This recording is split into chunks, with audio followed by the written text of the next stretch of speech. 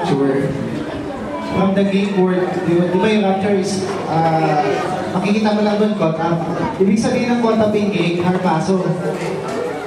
Kaya nakuha yung rapture because of pag i-translate mo yung harpazo into Latin word, ang kakalabas nila is raptus. Then, you convert it in English, rapture. So, doon nakuha yun. Nasa Bible pa rin yung rapture. So, ang gusto ko lang pakita, maraming point yung creative na gusto kong i-pinpoint. Kung positive ay mas tama kaysa creative, marami sa bababaan na mga events. Unang-una, sabi dito, unang-una, yung marriage supper of the Lamb. Eh kung doon pa lang mag-rapture sa false, saan magkakasal? Sino kasama? Saan magkakasal? Wala, hindi millennium lang. O, unang point yun, sabi ng mga creative. At inaagihan ko po. Pangalawa, sabi dito, yung saints, pag rinapture yan, kung dito natin ilalagay rapture, pag-rapture, tapos biglang, yung 19, binanggit pa ni Jerry, mag-u-turn siya, bababa ulit siya. Kasi kung di ba, makita mo doon, Revelation 19, bababa kasama ni Kristo na may kabayo, lumababa. Eh kung sino yung bride, aakat dito, babalik ulit, bababa ulit. U-turn? May ganun ba? U-turn ka, balik ulit. Bababa ulit tayo. Kasi inakit tayo ulit eh. So, ano ba yung pinangahawakan ng mga poste? Ang pinangahawakan nilang talata, isa lang. Yun yung Matthew 24, kanina binagay 29. Immediately after the revelation, nakalagay doon kahit check ninyo yan. Pero kung makikita nyo, sabi doon, ang pag-interpret ng Bible, ng isang context, kailangan babasahin mo yung taas, babasahin mo yung baba. Hindi, ginamit mo yung isang talata, ipinaliwanag mo na lahat. Diba? Ganun yan eh.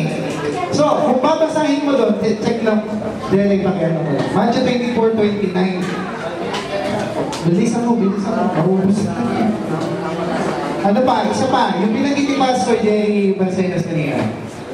Pag makikita mo, Revelation chapter 4, pinaagat si John, come up Peter. Tapos wala nung nabanggit, biglang 19 na. Nakakahulugan, pre-debut. Makaranas pa ba yung sinasabi ni tatay kanina, tatay ko si Father Ferdinand.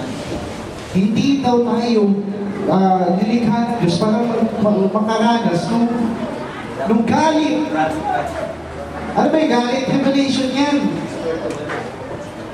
Isang point din yun. Another point, binabanggit natin, Jacob's trouble to, di ba? Pag sinabi mong Jacob's trouble, yun ba para sa bride trouble? Hindi. Yung Jacob's trouble belongs to the Jew, to Israel. Eh bakit mo ilalagay yung bride, Gentile ka, doon ka? Jacob's trouble nga eh. Yan, isang point. Dito na ako. Matthew 24:20. Immediately after the revelation, of those days, siya the Son, binagit. Maganda, sabihin natin ito para masagot natin yung polemics approach nila ng post-it. Okay, ito yung ebidensya ng post-it. Kita nyo, immediately after the revelation of those days, siya the Son binagit. Tapos, sa pagdating sa 30, passages. And then shall appear the sign of the Son of Man in heaven. And then shall of the tribes of the earth mourn. Parang revelation talaga. Revelation talaga. And they shall see the Son of Man coming in the clouds of heaven.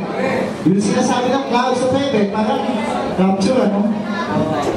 With power and great glory. Pagdating doon sa 30. And he shall send his angel with a great sound of a trumpet. Parang parallel doon sa 1 Corinthians 15:51-53, yung trumpet. 1 Thessalonians 4:16-17, may trumpet din. Continue. He shall send his angel with the gates of. They shall gather together with his elect from the four winds. Ang sinasabi nila dito, ito yung mga kapatid. Elect. Sino yung elect?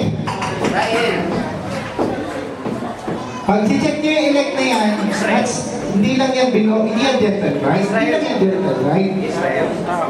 Belong to all that chosen of God. Hindi lang yan, hindi yan gentle, hindi lang yan gentle, right? So kung kukunin ko yung context, bababa ko sa baba. Sis, bababa. Kung ito ay positive, pagdating doon sa baba, may nakikita ka dyan. May dalawang gumigiling, yung isa kukunin, yung isa iwanan. Ano ibig sabihin yan?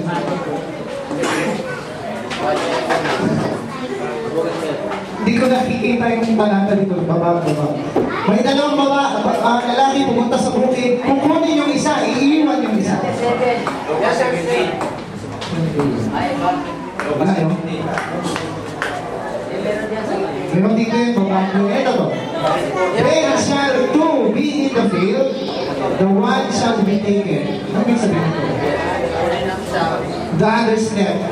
Pag sinabing you are left behind, pwede bang sabihin mo pa, ilagay mo yung post-trip, mga post-trip yan.